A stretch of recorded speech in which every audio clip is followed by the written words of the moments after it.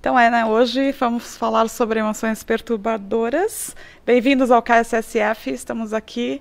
Muito bom ter vocês aqui, poder ter essa oportunidade também de falar e passar essa mensagem daquilo que eu pude estudar para os amigos que nos acompanham também online.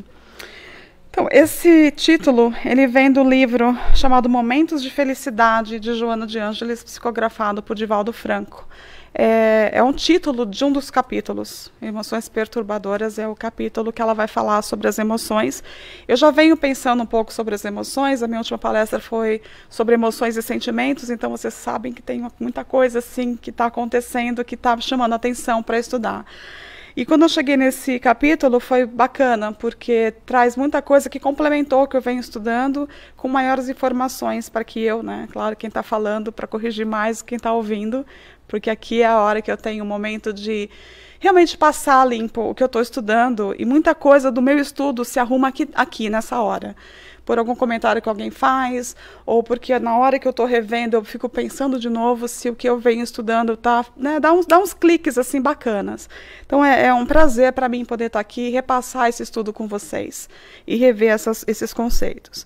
Então, emoções perturbadoras, a gente queria dar um pouco da definição de emoções e perturbadoras, porque as duas palavras vêm do latim, e emoções vêm do latim movere, esmovere, que é de mover para fora. Então, a emoção está sempre ligada a algum acontecimento externo, né, para aquilo que vai refletir no nosso corpo. Tem alguma coisa que acontece lá fora que vai fazer com que a gente reaja. Isso é ruim? Não. A gente sabe que tem, né, a parte dos instintos nossos que são detonados por essas emoções que estão aí para proteger a nossa vida, que estão aí para nos ajudar. O que acontece é que quando eles ficam perturbados, vai trazer outras consequências que muitas vezes não vão ser muito legais para a gente. E perturbadora, ela também vem do latim, do termo perturbare, que é o sentido de causar uma mudança forte, quebrando a ordem ou a paz de uma situação. Então, perturbado, realmente vai estar pegando essas emoções que já não são muito fáceis de entender e vai complicá-la um pouquinho mais, porque vai trazer esse distúrbio dessas emoções. E o que isso vai trazer para a gente é esse convite que a Joana faz. E eu trouxe essa imagem eu queria ter trazido esse globinho da neve, porque isso aqui me traduz exatamente isso. Eu tive uma experiência no meu trabalho, e eu fui falar com uma amiga, e eu entrei no escritório dela, e ela pegou um desses globos e falou assim para mim: você agora está assim. Ela sacudiu, e ela me mostrou essa imagem aqui, terceira imagem. E estudando, me deu essa impressão, assim, que a gente está nessa primeira bolinha, assim, quando esse globinho está lá paradinho, né, está tudo lá calmo. Você nem percebe muito que tem, às vezes, o componente da areia no final, né, da nevezinha no final. Então, ela está ali no fundo, as nossas emoções estão ali, elas existem.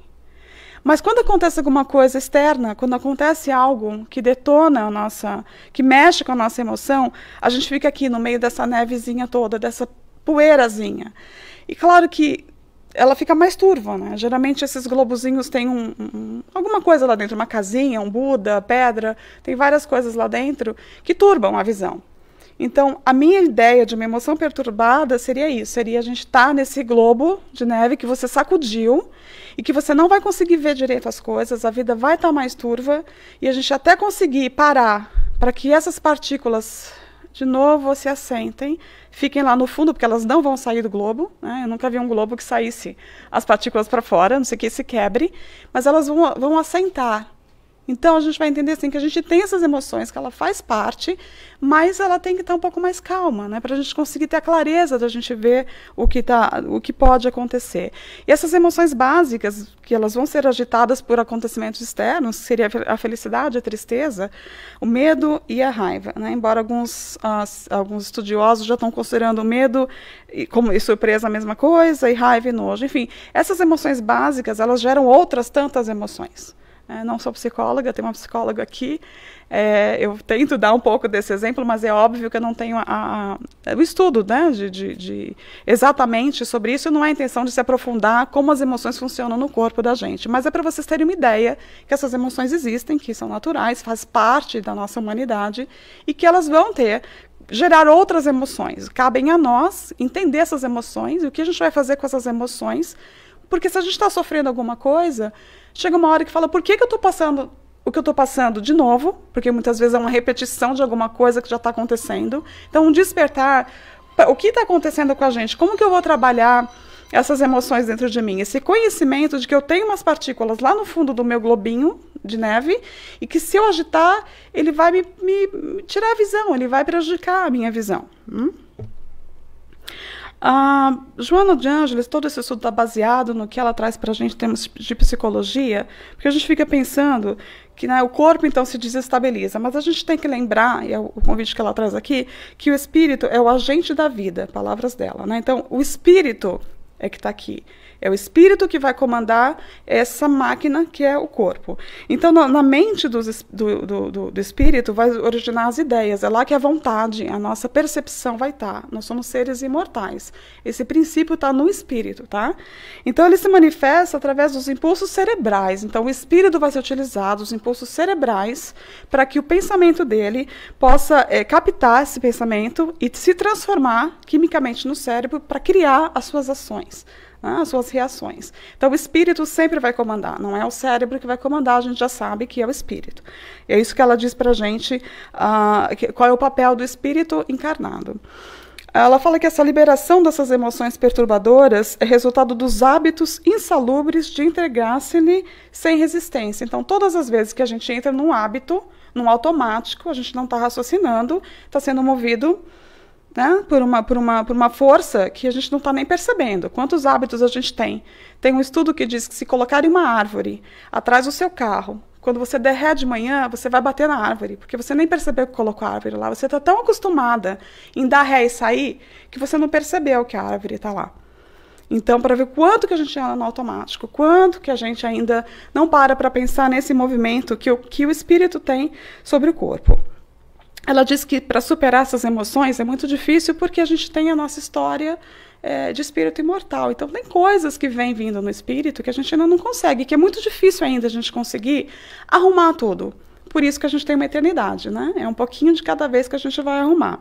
Então, muitas vezes a gente vive nessa rotina, nesse hábito, nessa forma de viver tão automática que a gente não se dá conta do que está acontecendo. Eu até entrar naquela sala e perceber que eu estava exatamente como aquele globo, com todas as partículas voando, e que eu tinha que aprender a me serenar e prestar atenção, conseguir voltar que o meu cérebro funcionasse com o córtex, em vez das emoções, é um movimento que a gente tem que parar e começar a prestar atenção na gente. Então, a Joana fala que o ser humano é todo um feixe de emoções que necessitam ser bem direcionadas e que a educação, o conhecimento e o exercício se encarregam de transformar em vivências. Está aí a receita que ela dá. A gente vai ter essas emoções, elas vão estar aí, cabe a gente a perceber que nós temos que realmente ter esse caminho de educação, de conhecimento, de se perceber e exercitar. Vai ser sempre um exercício. E quando a gente não busca o exercício aparece. Porque, eu vou te falar, cada vez que eu faço um estudo, os exercícios que aparecem antes, durante e depois, eles são incríveis. Porque a gente está buscando. Toda vez que você faz um comprometimento, quantas vezes, não sei vocês, eu penso assim, hoje eu não vou me irritar no trânsito. Não dura o primeiro farol, né? Assim. Então, muitas vezes a gente quer ter um comprometimento e a gente não consegue manter isso. Por isso que o exercício, aí você sai de casa, todos os faróis estão vermelhos. Por que será? Porque o exercício faz parte para ver se a gente consegue. Isso é um exemplo bobo, mas assim, em termos de vida, quanta situação a gente está vivendo, quantas situações estamos vivendo, que, sim, está sendo um teste para ver se a gente, com esse conhecimento todo, com esse estudo todo, a gente está conseguindo mudar alguma coisa, a gente está conseguindo progredir. Então ela fala que se a gente se aprofundar mais a sonda no cerne do ser, né, lembrar desse espírito que está lá dentro, constata-se que todo esse complexo de energia procede do espírito, né, de novo ela força isso, que a exterioriza conforme o seu padrão evolutivo, produzindo emoções superiores ou inquietantes de que tem necessidade no campo do crescimento moral. A gente está atraindo essas experiências como espírito, para que aquilo incorpore na gente. Lembra, a gente quando sair daqui vai levar essas experiências no espírito. Então, são experiências necessárias. Hoje de manhã eu estava até pensando, eu falei, nossa, eu já ouvi falar que nós imploramos para reencarnar. E eu fico pensando, quando foi que eu implorei? Será, né, que foi assim? Porque às vezes a gente passa por situações que fala, não é possível que eu pedi para passar por isso. Não está justo, né? Dá para Deus dá isso para outra pessoa? Não quero. Quem foi que disse que eu pedi para vir com isso, aquilo? É difícil acreditar que a gente precisa dessa experiência, mas os espíritos amigos, Joana maravilhosa, nesse livro dela, Conflitos Existenciais, vem lembrar para a gente isso. É necessário, porque a gente tem que progredir. Isso não é eu quero progredir, nós vamos progredir, faz parte do nosso planejamento. Então, se faz parte, a gente vai de qualquer jeito, nós vamos progredir. E aí, algumas vezes a gente está buscando mais esse conhecimento, algumas vezes a vida vem trazendo e você fala, uau, agora a situação é essa, agora eu vou ter que aprender para lidar com isso aqui. Então, se a gente não move de um jeito, às vezes move de outro. E eu tenho uma pergunta para fazer. Você quer ser feliz? Eu acho que todo mundo quer ser feliz, né? Acho que ninguém reencarna, não, eu vou reencarnar para ser infeliz. E às vezes essa pergunta, se a gente quer ser feliz, assim, dá a impressão de que não, a gente não veio aqui para a Terra para ser feliz, né? Parece que felicidade é uma coisa que, assim, a gente tem que estar aqui na Terra para sofrer, né? Não é? A gente já sabe que não, mas às vezes dá a impressão assim, é só isso que tem aqui, eu nunca vou ser feliz? Então, essa pergunta que eu trouxe é para a gente parar um pouco e perguntar sobre essa felicidade. Principalmente porque o tema desse capítulo da Joana, ela fala o seguinte: o homem que se candidata a uma existência feliz tem a obrigação de vigiar as suas emoções perturbadoras. Então, ela quer dizer o seguinte, a gente às vezes fica tão preocupado, né? A gente fica no caminho assim, ou eu sou feliz ou eu sou infeliz. Parece que não tem um meio termo. E tudo tem, nós somos as duas coisas, momentos de felicidade, momentos de infelicidade. Então, se a gente quer ter uma vida mais feliz, a gente tem que parar um pouco, se olhar, se autoconhecer e vigiar o quê? Justamente essas emoções perturbadoras. Ela fala que essas emoções causam desarmonias no nosso processo. Ela diz que a usina mental é dínamo gerador que o espírito se utiliza para a viagem carnal e para expressar a sua identidade e valor fora, né, dessa experiência carnal. O pensamento é a manifestação do anseio espiritual do ser, não uma elaboração cerebral do corpo, como eu já disse, que é o espírito que vai comandar isso aqui tudo.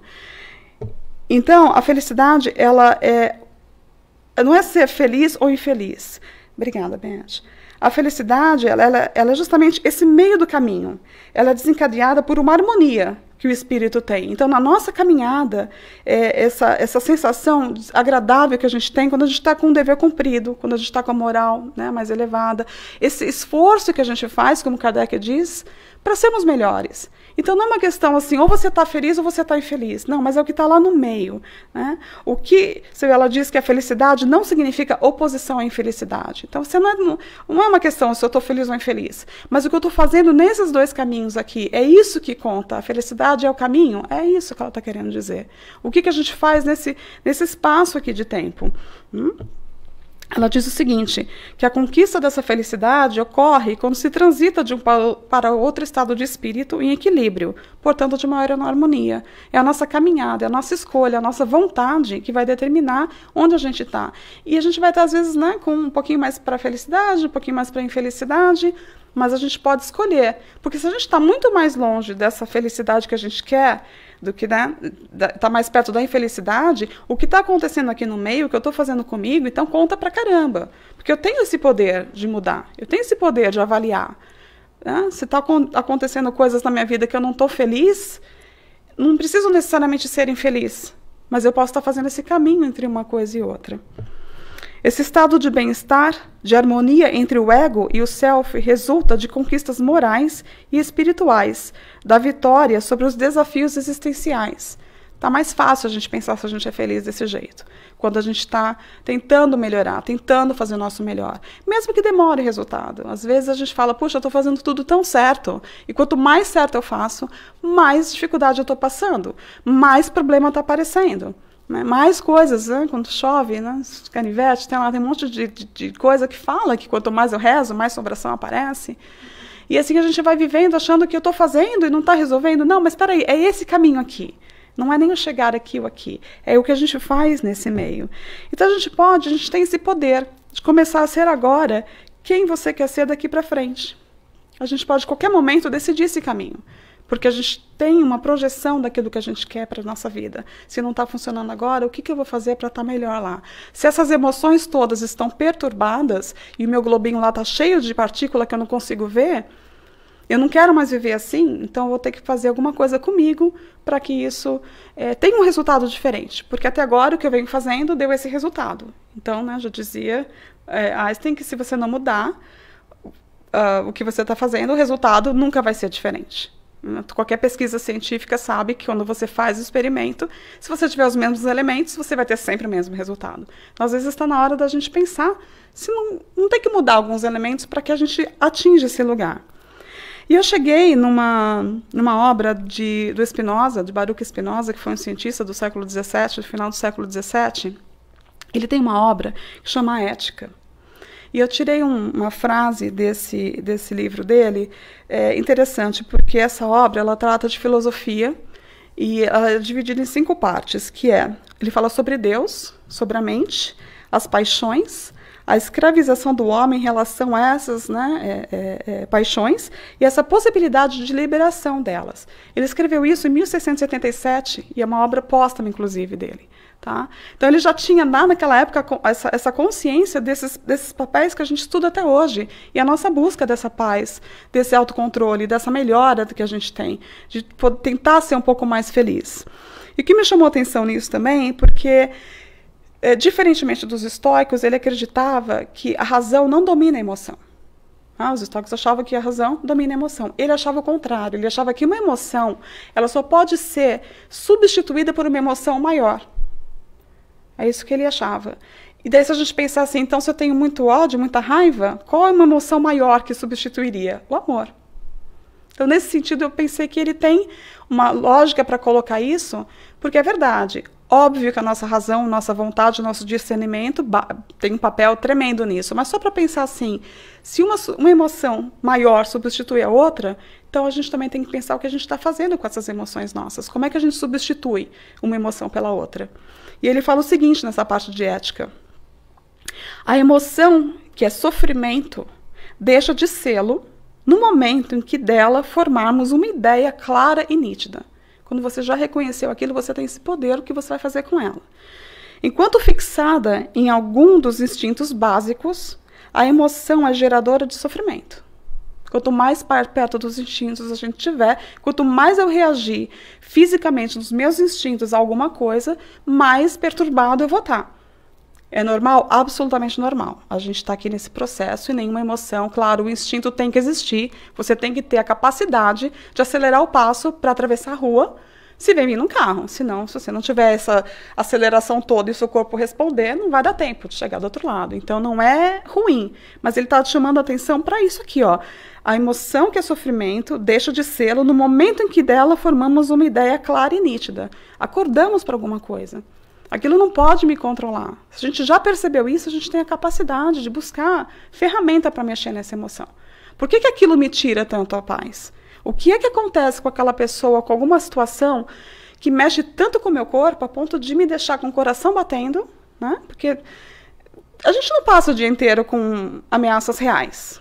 A gente não tem nenhum tigre, né, atrás da gente, nem um leão, não tem coisas que na época que a gente era mais instinto, que a gente tinha que correr para a própria vida, hoje em dia as ameaças são diferentes. Né? São de emprego, são tantos problemas do dia a dia, de trabalho, relacionamento, mas a gente ainda reage como se tivesse um bicho enorme correndo atrás da gente. Ou a gente corre, a gente paralisa, ou a gente luta. Então, entender isso é bem importante. E daí, a Joana ela faz um trabalho que eu achei bem bacana, porque faz a gente parar e se autoavaliar um pouquinho assim durante o dia, onde que a gente está. Ela diz que essas emoções perturbadoras decorrem de um excesso de autoestima. Autoestima é ruim? Claro que não. A gente não está falando de coisas, a gente está falando de excesso. Né? Óbvio que é necessário uma autoestima, a gente aprender a se amar, a gente se cuidar. Não é desse sentimento saudável. Ela está dizendo que quando você tem um excesso de autoestima, vai gerar uma emoção perturbadora. Mas como assim? Né? Um excesso de autoestima pode fazer com que o indivíduo não reconheça seus próprios erros e deixe de procurar formas para se desenvolver e evoluir. Muito que a gente se acha que está demais, né? Esse ego inflado. Então, eu sou eu sou tal. Geralmente, essas pessoas afetadas por essa autoestima fora de limites tendem a acreditar que as regras não se aplicam a elas e que suas opiniões não são sempre as mais relevantes. Então, será que a gente tem excesso de autoestima? Quantas vezes? Se eu tivesse excesso de autoestima, o que vai acontecer comigo? Né? Por que eu estou tendo a reação a uma emoção, a um acontecimento, e não estou prestando atenção o que está causando isso? É o acontecimento ou está em mim? Então, isso aqui é palavras de Joana. Aqui é um pouco, né, da definição da autoestima, que é essa aceitação de si mesmo, como eu disse, ok, a gente está falando de um excesso, não do equilíbrio. Tudo isso que a gente acha que a gente é, né, o melhor. Palavras de Joana. O excesso de consideração que o indivíduo se concede leva-o à irritação, ao ciúme, aí estão umas imagenzinhas, né, ao ciúme, à agressividade, toda vez que os acontecimentos se dão diferentes do que ele espera e supõe merecer. Eu coloquei JA porque eu achei, vou chamar a Joana de JA, assim, achei legal colocar JA. Mas, gente, presta atenção, se às vezes a gente fica chateado e se descontrola em alguma emoção, se a gente não está dentro disso aqui. Por que a gente se irritou? Não tá, será que esse excesso de autoestima, será que a gente não está se dando um valor maior do que a gente tem? Será que a gente não está se colocando nessa posição aqui, né, de achar que a gente está acima das coisas, das opiniões dos outros? Parar para pensar um pouco, se eu me desequilibrei, não porque a pessoa ou aquele fato aconteceu, mas será que eu estou tendo algum problema de excesso, de achar que eu sou mais do que eu sou? Onde eu estou? Quem eu sou? Se conhecer, se educar para poder se transformar. Fazer essas perguntas, e eu tive a oportunidade de passar por isso ontem no meu trabalho, que teve uma situação assim que eu me irritei. E aí eu falei, nossa, mas é isso. Né? Vamos parar e vamos pensar aqui. Você está com excesso de autoestima nesse momento? Você está exatamente nesse ponto aqui de estar achando que você está supondo que você merece mais do que você merece?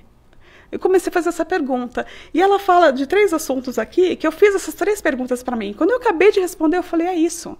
Eu estou exatamente com essas coisas. Eu estou exatamente agora com esse excesso de autoestima. De achar que como que aquela pessoa foi me corrigir ou foi fazer o que ela tinha feito comigo ontem.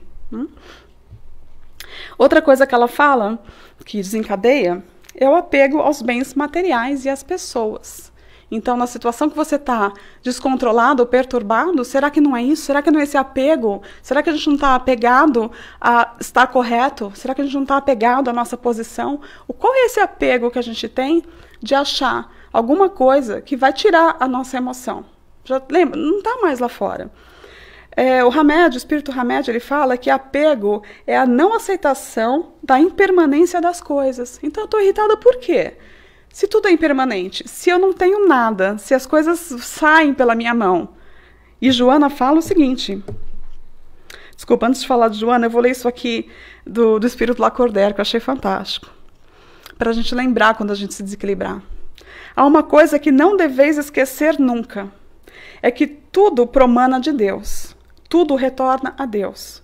Nada vos pertence na terra, nem sequer o vosso pobre corpo. Até o corpo vai ser tirado de nós. Né? A morte vos despoja dele, como de todos os bens materiais. Sois depositários e não proprietários. Não vos iludais. Então você se irritou por alguma coisa. Eu fiquei imaginando que, talvez para mim, não dá para esperar até o final do dia, como Santo Agostinho, e perguntar o que aconteceu durante o dia. Eu preciso disso todo dia, o tempo todo. Porque quando me faço a pergunta, isso que me desequilibrou é um excesso de autoestima? Será que eu estou me achando tão boa assim? Será que esse apego aos bens materiais e às pessoas é o que me fez me irritar, me desequilibrar? Será que eu estou esquecendo que nós somos depositários e não proprietários? Será que eu estou o quê? Tudo pode ser tirado de nós? Então a gente está brigando por o quê mesmo? Um lugar no estacionamento? Correr para pegar aquela última vaga do estacionamento? Ou passar na frente de alguém? Ou o que exatamente? Que a gente está brigando por o que mesmo? Se tudo é tão... Nós não somos portadores de nada. E aí Joana fala que o apego responde-lhe pela instabilidade emocional, trabalhando-lhe o quê? Olha o que traz. A ganância, a soberba e a ilusão da posse, que concede a falsa impressão de situar-se acima do seu próximo. Outro excelente ponto para você pensar, se você se quando a gente se desequilibra? Eu estou me sentindo assim? E quando eu me sinto, será que eu estou sentindo essa instabilidade toda, essa ilusão de posse, essa coisa de eu ser o dono? Vocês sabem quem eu sou, quem está falando, quem eu sou, essa soberba toda? Já não está mais lá fora, naquilo que aconteceu. É a gente que está lá dentro já todo perturbadinho, porque a gente não está prestando atenção na gente. Só que tudo isso que acontece, quando eu escuto isso, que por trás disso tem o quê? O orgulho. E a Joana fala que é outra coisa que perturba, que o orgulho faz parte dessas três coisas que tira a gente do nosso centro. Kardec já nos diz que o orgulho é a fonte de todos os males. Mas quando eu me vejo sentindo tudo isso, esse excesso de autoestima, essa parte do apego, tudo que vem, né? Como diz a Marisa, os filhotinhos, a vaidade, um monte de coisa, que fala que o orgulho está por trás, para mim, o orgulho parece uma coisa assim, é um elefante gigante que eu não sei por onde começar. Então, eu vi outro dia uma pessoa falando, a professora Lúcia Helena Galvão, não sei se vocês já ouviram essa filósofa, professora muito, muito boa. Ela fala para a gente pegar um elefante, sabe aquele desenho de criança, assim, que você faz aquela bola, né? São 3 bolas, é uma bola no meio, a cabeça do elefante e as 2 patinhas assim. Então, é uma bola com 2 pequenas e uma cabeça e a tromba. Ela fala pegar o elefante por partes. Então, assim, primeiro você vai trabalhar na pata do elefante, depois na outra pata. E aí você vai trabalhando aquilo aos poucos. Foi mais ou menos que eu me senti assim nesse estudo. O orgulho, para mim, é um elefante gigante, que eu não sei por onde começar. E que aí eu vou começar a trabalhar um pouquinho de cada coisa. Então, se eu sou uma pessoa orgulhosa, eu sei que eu tenho que trabalhar o orgulho, mas o orgulho, para mim, é muito grande. Essas perguntinhas me ajudaram no meu dia a dia a pensar, eu estou com esse excesso de autoestima? Eu estou apegada a quê? E, claro, isso vai me levar ao quê? Esse orgulho, então, está atrás de mim, me fazendo mover? É esse orgulho que está me movendo? Então, a gente vai trabalhando de pouquinho. Kardec também continua, no Evangelho segundo o Espiritismo, que ele fala que o orgulho vos induz a julgardes mais do que sois, a não aceitar uma comparação que vos possa rebaixar, e a vos considerares, ao contrário, tão acima dos vossos irmãos, quer em espírito, quer em posição social, quer mesmo em vantagens pessoais, que o menor paralelo vos irrita e aborrece. E o que acontece então? Pergunta Kardec. Entregai-vos à cólera. Não é assim que a gente se desequilibra? Não é assim que o lobozinho fica lá todo mexido? Porque tira a gente do sério. Tantas pequenas coisas, gente, do lado de fora. Né? Jesus fala que não é o que sai, né? não é o que entra, é o que sai. Então, tudo que está lá fora, será que esse impacto do que acontece lá fora, será que é tão maior do que está saindo aqui da gente? O que está saindo da gente? Tudo isso que ele coloca aqui, que a gente passa muitas vezes, que tira a nossa paz. E está super ligado naquilo que Joana nos fala. É exatamente os exemplos que ela dá de a gente se achar mais do que a gente é. E às vezes espiritualmente também. Eu não faço mais isso. Nossa, olha aquele cara, puxa vida, puxa, aquele político, eu no lugar dele não faria. E aí a gente vai, né? Aí fica irritado com aquele político que roubou e que você jamais faria o que ele faria no lugar dele. E se colocando numa situação assim, que você é melhor que ele. Aí você está irritado com ele. Quer dizer, você fica com passo de irritado muitas vezes com a notícia que você vê por causa daquele cara, aquela pessoa, seja lá quem for.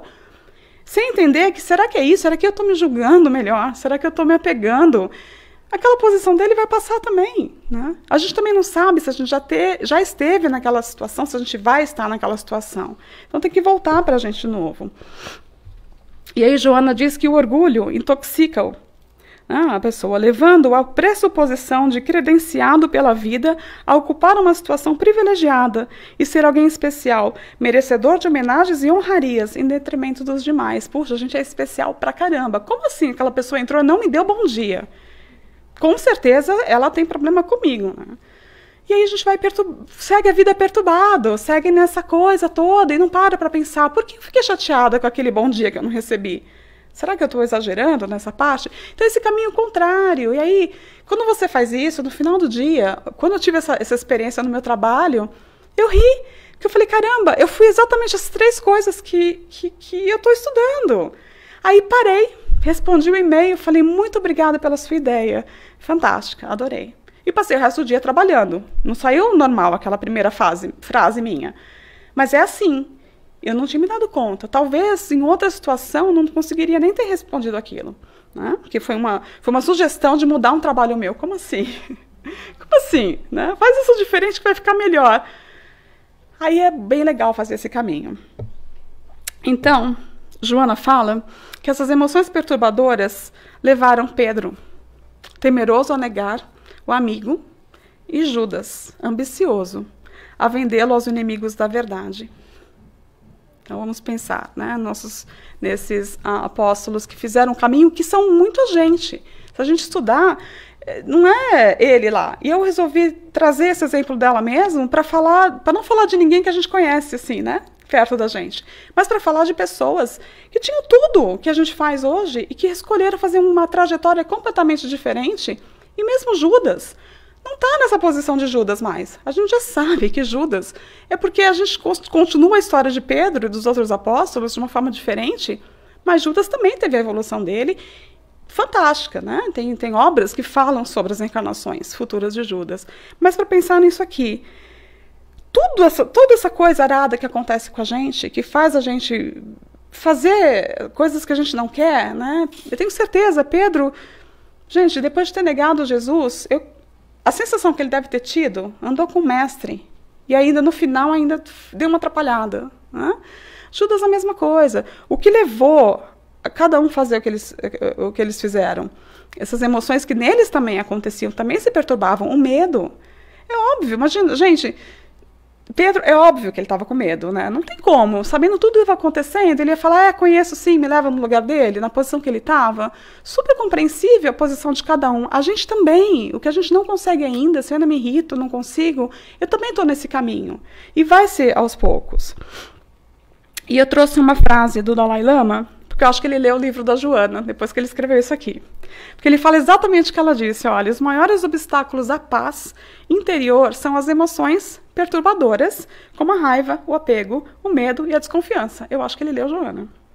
Enquanto o amor e a compaixão são as fontes de paz e felicidade. Então aqui ele traz assim, como é que a gente sai dessas coisas perturbadas? Como é que eu espero aquele globinho parar e decantar?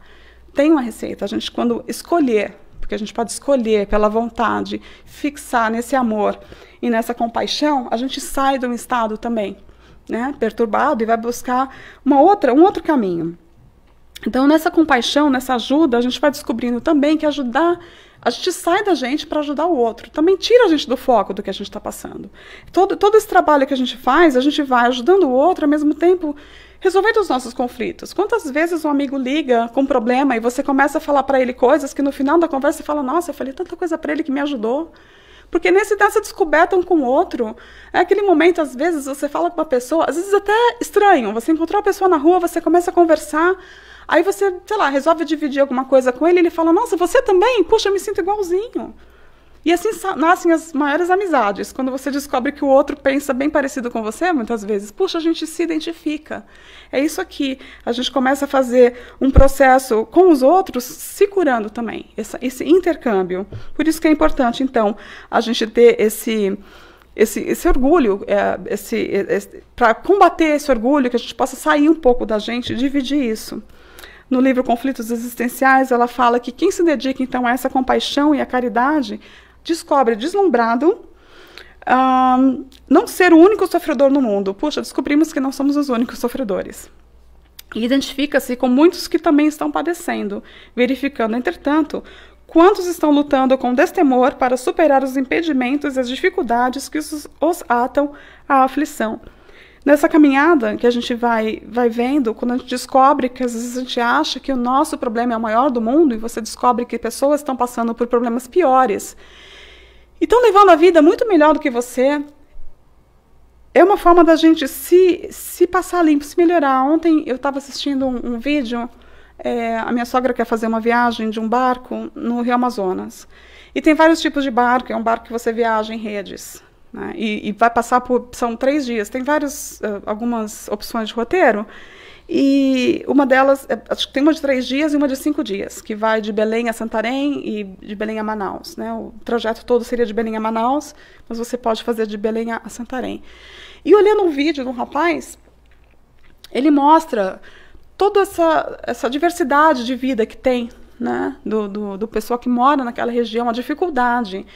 As pessoas que moram nessas vilas, eles vêm de barco, eles ficam paralelo ao barco grande, eles vêm de canoa, eles conseguem atracar, parecido. Eles atracam perto do barco grande para conseguir pular, para vender as coisas dentro do barco. Mas, assim, adaptação da vida naquele local. E uma coisa que eu não consegui, mas eu chorei, porque mostra as crianças em canoas minúsculas.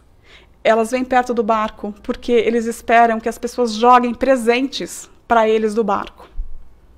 E eu fiquei pensando, que infância é essa?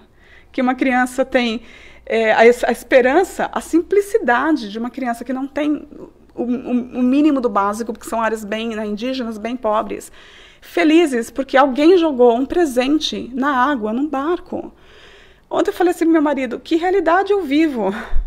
Que a gente não para pensar nessas pessoas que têm, né, esse desafio de viver nessa experiência, nessa vida, e fazer daquilo o melhor. A carinha das crianças pegando os presentes na água é de cortar o coração. E é lindo ao mesmo tempo, da simplicidade do que é. Então, a gente, às vezes, quando a gente sai da gente, a gente começa a ver essas coisas, que as pessoas conseguem fazer da vida delas algo, é a nossa cura também. Ajuda a sair desse processo de autoestima, de excesso de autoestima, de apego, de orgulho. Faz isso também a gente pensar. E Joana, como ela compara Pedro e Judas, ela vem trazer também, aqui no caso, Paulo e Estevão, onde ela diz que, então, é um caso, né, é óbvio que a gente sabe que foi um caminhar, não foi um estalar de dedos, foi uma opção, foi um desejo de que isso acontecesse. Então, ela fala que o controle das emoções, sob a luz da humildade e da fé, proporcionou à humanidade o estoicismo de Estevão, a dedicação até ao sacrifício de Paulo, que as venceram, e toda a saga de amor e grandeza do homem abnegado de todos os tempos. Então, eles tiveram que fazer esse processo todo, né? E aqui eu vou trazer uma foto dos três, de Paulo, de Estevão e de Pedro, e eu escolhi de propósito essas fotos com essa luz na fronte deles. Porque para a gente entender que foi uma caminhada, uma ascensão deles, foram as escolhas deles, foi o controle das emoções deles, que trouxeram eles onde eles chegaram, que mostra que a gente é capaz de fazer esse processo todo que eles fizeram, que assim, não foi de repente, né? Ninguém chegou lá no cume, ninguém chega na montanha se a gente não passar, né, da base, é um processo, é uma caminhada, e foi assim que foi acontecendo com eles também. Paulo um pouquinho mais rápido, eu acho que Paulo conseguiu assim, né, deu uma sacudida e conseguiu, mas todos eles, todos nós já temos também a nossa história, né? Nós também já temos, a gente estava falando hoje de manhã de um iceberg que vai se montando milimetricamente, a gente é um icebergzinho já, dentro da nossa experiência, porque o que a gente está aqui já está acumulado, a gente tem dentro da gente coisas inatas, que se a gente buscar no nosso ser imortal, dá para fazer, é que a gente fica esquecido, né? A gente não consegue chegar muito lá ainda, mas está lá nessa nossa capacidade. Então, assim, Joana fala que, vencida uma etapa, mais fácil torna-se o avanço na direção de outra, até ser conseguido o objetivo buscado. Então, cada etapa que a gente faz, você já está preparado para outra. Alguma coisa na vida da gente já preparou para outra. Eu tenho certeza que coisas que vocês passaram no Brasil, como eu passei, que me ajudam tremendamente aqui hoje. Experiências de trabalho, experiências de família, você nem percebeu o quanto que você usa isso hoje, coisas que nem tem nada a ver, né? Eu trabalhei com turismo 20 anos da minha vida no Brasil. Eu não trabalho com turismo hoje aqui, mas todo o conhecimento de viagem me ajuda hoje no meu trabalho e ajuda nas minhas viagens, porque é uma paixão que eu tenho. Não consegui trabalhar com turismo aqui, mas essa paixão que eu tenho por isso, ela me acompanha em todos os outros momentos da minha vida. Então a gente sabe que tudo isso vai causando uma pequenas, vai depositando na nossa experiência ferramentas. Com isso você vai tendo ferramentas para que naquele momento você possa atingir, né? Quase todos triunfadores viveram momentos de medo e de perplexidade antes de alcançarem o êxito que ora coroa as suas existências. Tá aí os três, por isso que eu trouxe, porque eles passaram por isso, a gente sabe que não foi um mar de rosas. Eles tiveram que fazer uma opção, tiveram que trabalhar, e eles não leram Joana. Então eles já estavam na frente da gente. Eles foram, a gente tem a oportunidade de ler e tentar fazer isso com a gente. Eles estavam vivendo situações ali muito sérias, né? A gente sabe que eles estavam preparados para viver aquele momento, que exigiram deles realmente posicionamentos de mudança para que eles conseguissem fazer a caminhada deles. Feito nós hoje. E aí o que acontece? Essas emoções perturbadoras também traem outras coisas. Então vamos supor, só uma possibilidade da gente ser inspirado por adversários desencarnados. Será que a gente é influenciado por Óbvio que a gente é o tempo todo. Mas vamos dizer que você tem um adversário. Então, o que vai trazer? Quando você está com essas emoções perturbadas, quando o globinho lá está tudo mexendo, você vai atrair, óbvio, que algumas companhias espirituais. É uma porta para você estar em contato com uma obsessão espiritual. Então, não só você está perturbado sozinho, como você vai trazer um monte de perturbado junto. Porque vai acontecer. As nossas emoções vão fazer que a gente se acople com outros pensamentos parecidos. Por isso a importância da gente prestar atenção nessas emoções. Não deixar que isso se escale de uma forma que atraia companhias que a gente não precisa, né? A gente tem tantos amigos que torcem pela gente, que, puxa vida, que poderiam estar intuindo a gente, e a gente vai se conectar, né? Onde a gente vai conectar? A gente tem sempre essa opção. Então, Joana fala que nesses tormentosos fenômenos de obsessão espiritual, a indução telepática do perseguidor faz que o que vitimado, fala vitimado não é vítima, né? Mas assim, só para a gente entender quem é quem, porque não tem vítima, mas assim, faz com que essa pessoa ressinta-se de tudo quanto à sua volta possa trabalhar pela sua recuperação, pela reconquista da saúde e do equilíbrio. Então, a gente tem um boicotador, que além da gente, você trouxe um amiguinho que não vai deixar você fazer o processo de acalmar, prestar atenção na sua emoção e procurar melhorar. Você tem mais uma dificuldade aí, por isso tamanha importância da gente trabalhar essas emoções. Outra coisa bem importante que a gente pode ter como recurso, né, para ajudar a controlar essas emoções, a oração terapia, isso é um termo dela. São recursos para ajudar a controlar essas emoções, né? No caso da psicoterapia e a terapia da prece e da meditação. Então, são ferramentas que a gente tem para quê? Porque a gente reabastece as nossas energias dessa forma. E quando a gente reabastece, a gente também acerena o cérebro e vai produzir emoções diferentes. Então, você está fazendo um trabalho também de fora para dentro, para você conseguir se equilibrar. É um processo terapêutico excelente que pode melhorar, que os nossos pensamentos se melhorem também. Quando a gente também tem uma leitura boa, aquela leitura boa, aquele vídeo, aquela música, vai ajudando que a gente também saia desse processo perturbado e vai achando de novo um ponto para você se acalmar e trabalhar aquilo de uma forma mais consciente. Porque quando você está com o cérebro bagunçado, o seu córtex não vai funcionar, as suas opções, fica mais difícil chegar numa conclusão. Quando a gente está bem, a gente olha tudo isso e fala, nossa, que legal, vou fazer, entendi. Mas quando a gente está com essa emoção perturbada, o cérebro não vai ter a mesma capacidade de raciocínio. Então a gente faz mais bobagem porque o córtex não está funcionando 100%. Com essa forma de oração, a terapia, as boas leituras, você vai mudando o padrão vibracional e você vai trazendo outras influências espirituais mais salutares, não é? Então, Joana fala que a oração gera um clima psíquico tão elevado que o opositor perde contato com a vítima, em face de estar erguendo-se em superior onda vibratória, na qual não consegue ser alcançado pelo perseguidor espiritual. A gente sai daquela linha de sintonia, onde você consegue ficar mais fácil para você buscar outra sintonia para melhorar. Então, é um processo que você tem que estar constantemente vigiando e fazendo com você para você voltar a um estado mais calmo, mais centrado e se autoconhecer, saber o que te tira daquilo. Porque quando você conhece, você tem mais poder de trabalhar aquilo, né? Eu já sei que eu vou encontrar, eu já sei que eu vou, pontinho, pontinho, pontinho, então eu vou me preparar para ver se eu não estou com o excesso de autoestima, se eu não estou me apegando, se eu não estou sendo muito orgulhoso, para que isso possa me trazer um equilíbrio para lidar com aquela situação. Porque muda totalmente o significado daquilo. Eu ia trazer, mas a oração é muito grande, mas tem uma oração do Vitor Hugo, psicografado por Divaldo Franco, que ela chama Oração Refazente.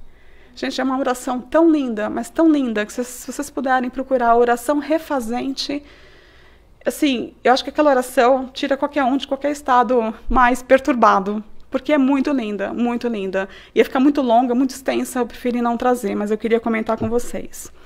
Então, o autocontrole, disciplinando a vontade, educando os sentimentos e adaptando-se a novos hábitos saudáveis. Quando a gente tem isso, a gente vai criar novos hábitos. Então, já não vamos mais deixar tanto os nossos instintos agirem pela gente, né? E no livro, Joana oferece um pequeno código de conduta. Ela vai dizer algumas coisas para a gente, como se fosse uma ferramenta para a gente parar e pensar. Eu achei muito lindo. Ela diz que esse código de conduta seria um pequeno treinamento íntimo que criará novos condicionamentos que te ajudarão na formação de uma conduta ditosa e tranquila. Se a gente trabalhar nesses hábitos, vai ficar natural. Então, o que ela fala aqui? Para a gente observar o esforço do teu próximo e valorizar. Né? Olhar para o outro com um olhar diferente, valorizar o esforço dele. Às vezes, ele só consegue ser aquilo que ele é. As pessoas são o que elas são, elas dão o que elas têm. E é tão difícil lembrar disso muitas vezes. Mas o que ela pede aqui? Porque a gente observe isso. E que a gente tenha isso, que a gente valorize esse esforço dele, porque ele está sendo o melhor que ele pode ser. Ele às vezes não consegue, a gente não consegue. Mas é o melhor que a gente pode ser. Né? Ela pede para a gente treinar a paciência entre as ocorrências desagradáveis, para a gente esperar um pouquinho, esperar a poeira baixar, para a gente não se irritar com coisas tão pequenas, às vezes o exterior.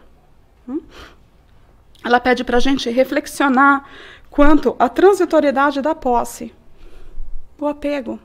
A gente lembrar que a gente vai levar daqui os sentimentos, né? A gente não vai levar as emoções, a gente vai levar os sentimentos. É o que vai acompanhar o espírito, para a gente pensar nisso, nessa transitoriedade. Eu estou brigando pelo que mesmo? Eu estou disputando o que mesmo? Ela fala para meditar sobre a necessidade de ser solitário.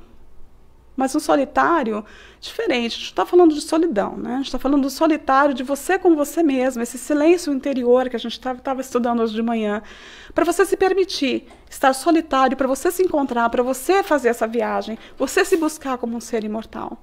Ela fala também ela propõe meditar sobre a necessidade, ela propõe a adaptação ao dever, por mais desagradável que te se apresente. Ou seja, sempre escolher o certo, o correto. Por mais que às vezes ninguém está olhando, ou isso é bobagem, mas escolher sempre o melhor. Fazer esse esforço para isso. E aprender a repartir, mesmo quando a escassez caracteriza as tuas horas. Ou seja, não é só da parte... Eu entendi assim, que não é só o alimento, a roupa, o dinheiro, mas também é a nossa emoção. A gente está aqui com um medo danado, às vezes, dessa fase que a gente está vivendo, mas a gente não consegue olhar para um amigo e falar, nossa, a gente está perdido mesmo. Não, geralmente o que a gente fala para a pessoa, não, a gente vai conseguir, né? Ou um dia você está mais chateado, você fala, nossa, eu já estou preocupada, porque meu trabalho, esse problema todo que a gente está vivendo... Então, você começa a ver que quando você divide até a esperança, até a fé, faz parte de que a gente consiga sair de nós mesmos e fazer essa troca com o outro. Então, ela dá esse pequeno código de conduta para que a gente possa fazer esse processo intelectual de desenvolvimento moral entre a gente, que vai ajudar para a gente poder fazer essa transformação. Né? E lembrando que não é rápido, não são saltos, são pequenas etapas que vai acontecendo. E aí, assim, a gente vai se equivocar, vai ter que começar de novo, não é um processo muito linear, ele dá umas alterações, mas a gente não tem que sair do infeliz para o feliz, mas a gente tem que estar nesse caminho para entender, até mesmo por que eu estou mais infeliz e tão distante, às vezes, de como eu quero estar. E eu trouxe esse quadrinho aqui, que também está no livro dela, para a gente aprender com o artista, com o agricultor e com o oleiro, para a gente ver o que essas três profissões podem nos ensinar. Né? No bloco de pedra, então tem lá, né? Lá dentro tem uma estátua. O artista já vê a estátua dentro da pedra. Então esse artista, ele arranca da pedra com esforço e dedicação. Ele vai ficar lapidando até ele achar, né? Com o cinzelzinho dele para moldar. A gente pode ser o nosso próprio artista, escultor. A gente pode ficar batendo nessa pedra aqui bruta e vai achar lá dentro tanta coisa maravilhosa, nosso diamante. A gente possa ser esse artista de nós mesmos todos os dias. Cada dia, pegar o cinzelzinho e lapidar um pouquinho para achar o nosso eu que está lá dentro. Né? No caso do agricultor, ele fala que no solo se oculta a colheita. O agricultor, quando ele vai lá, ele sabe, não tem nada plantado ali ainda, não é verdade? Ele tem que começar um processo. Ele não está vendo ainda a colheita, ele está vendo só a terra. Ele já começa a imaginar o que vai ser. Ninguém vai lá fazer todo o trabalho que ele faz de arar a terra sem esperar a colheita. Eu não acredito que nenhum agricultor faça isso achando que não vai achar nada. Então vamos achar esse agricultor dentro da gente. A gente tem uma terra aqui seca, que se a gente arar e irrigar e plantar, vai nascer alguma coisa. Às vezes vai nascer, né, o joio, o trigo, tudo junto, não tem problema. Tira depois, a gente separa. Mas vamos olhar para a gente como esse escultor, como esse agricultor, o que tem dentro da gente para ser descoberto. Outro convite aqui é sobre o barro. Né? Fantástico, né? Quem tem oportunidade de trabalhar nisso, ou ver alguém fazendo esses potes maravilhosos, esse oleiro, fantástico. Então, qual que é o convite?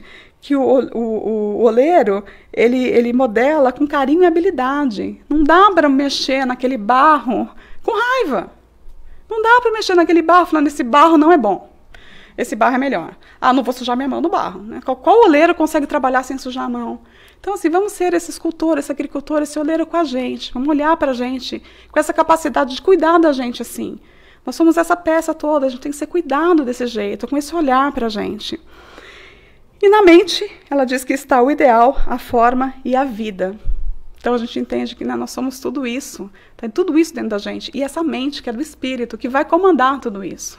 Então, ela fala que ela pede, né, que a gente aplique com sabedoria as tuas forças mentais e não as perturbes com desvios da ilusão.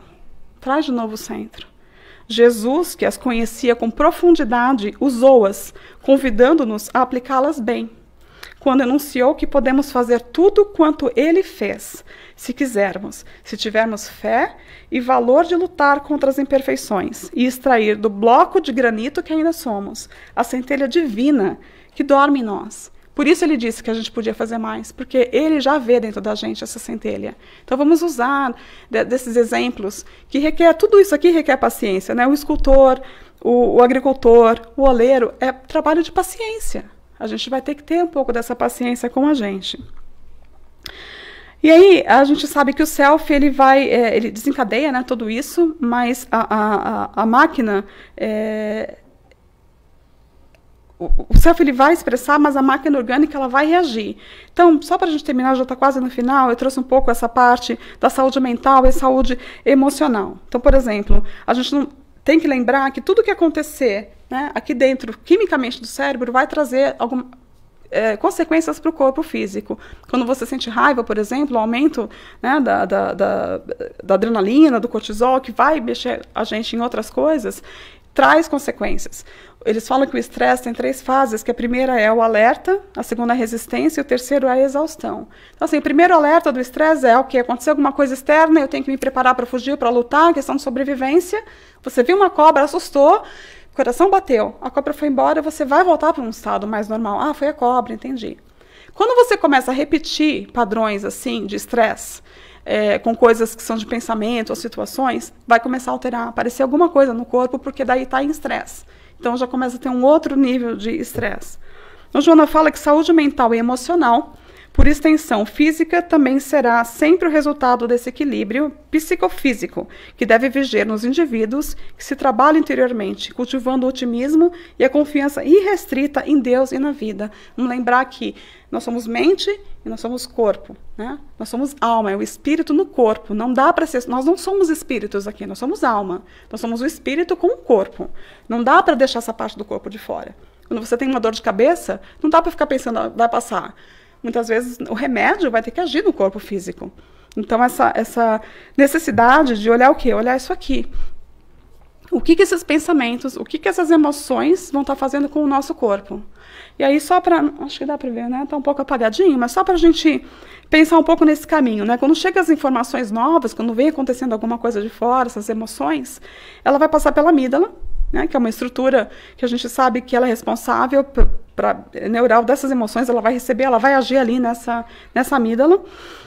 O córtex das glândulas, esse caminho todo, deixa eu voltar por aqui, porque o caminho está mais fácil. Então tem os gatilhos aqui, né? Essas emoções aqui, desapontamento, frustração, julgamento, rejeição, medo, e aí todos os filhotinhos das emoções que vão chegando. Vai passar pela amígdala, vai passar pelo hipotálamo, pela glândula pituitária, e o que vai acontecer? Eles vão jogar para as glândulas suprarrenais. Desde 1940 tem estudos sobre essa conexão do hipotálamo com a glândula suprarrenal. O que acontece? Vai afetar nosso sistema imunológico.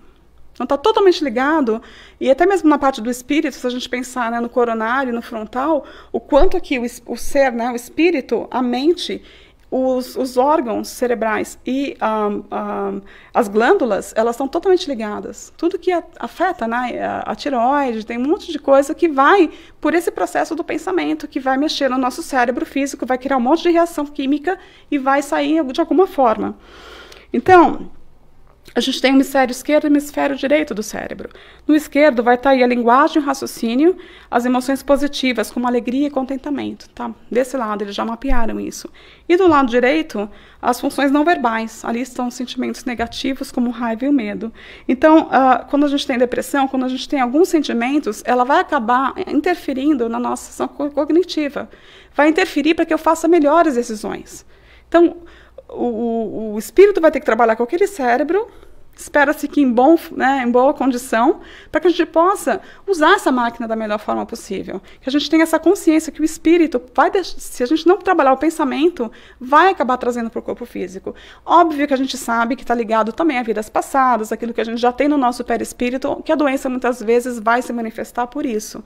Mas lembrar de todo esse caminho, o que essas emoções fazem, inclusive no corpo da gente. Como a gente se sente cansado depois que a gente está com uma emoção perturbadora. Como demora para a gente voltar e quanto tempo demora aquele globinho? Se você estiver em casa, chacoalha e vê quanto tempo demora para aquilo voltar. Uma sacudidinha, ele já sobe, mas para sentar aquilo ali demora, né? A gente não pode deixar chegar naquele ponto que você não vê o que está lá dentro. Então, quando nós colocamos a atenção em algo, o corpo produz respostas hormonais relacionadas à sensação de bem-estar ou de estresse. O pensamento ativa o cérebro, que libera neurotransmissores que são capazes de produzir reações no nosso corpo. Da mesma forma que vou me irritar e vou produzir alguma coisa irritável, né? Eu tenho o costume, às vezes, de colocar tudo com muita força, assim, né? Põe o copo com força. A irritação traz uma reação no corpo. Da mesma forma que o pensamento de paz, de amor, de harmonia, você fica melhor. Funciona para os dois lados. O teu corpo vai entender o recado. Então, por que não ficar se sentindo melhor? E para a gente terminar, Emmanuel diz nessa linda mensagem, Bênçãos de Paz, que está difícil, mas está mais fácil do que a gente imagina. Busquemos edificar-nos em espírito, reconhecendo que, em verdade, estamos infinitamente longe das criaturas perfeitas. Mas, se já conhecemos algo do Cristo, estamos na trilha da corrigenda, e qualquer corrigenda, mesmo ligeira, é passo da vida no rumo da perfeição. Então, eu sei que a gente tem que continuar caminhando. É isso que é o convite que a gente tem que fazer. E pegar o globozinho de neve, esperar aquela poeirinha baixar. Às vezes pode funcionar como aquele reloginho, né, ampulheta. Esperar baixar, respirar, entender todo esse processo no corpo da gente e fazer realmente a nossa melhor escolha. Lembrando disso, nós não somos perfeitos ainda, mas nós temos um perfeito, que é o convite que a gente tem, que é Jesus, como modelo e como guia. E modelo a gente copia, e guia a gente segue. Então, ele é um ponto de referência. E agora a gente sabe por que ele disse que nós podemos fazer, porque nós temos dentro de nós essa capacidade inata de buscar no nosso ser todas essas ferramentas e se fazer essas perguntas. Estou fazendo tudo isso? Eu me irritei, eu saí de mim porque eu não estou trabalhando nessas áreas? Eu tenho certeza que não é um teste muito fácil, mas talvez à noite, quando chegar na parte do Santo Agostinho, vai estar mais fácil um pouquinho. Muito obrigada pela atenção de vocês, gente.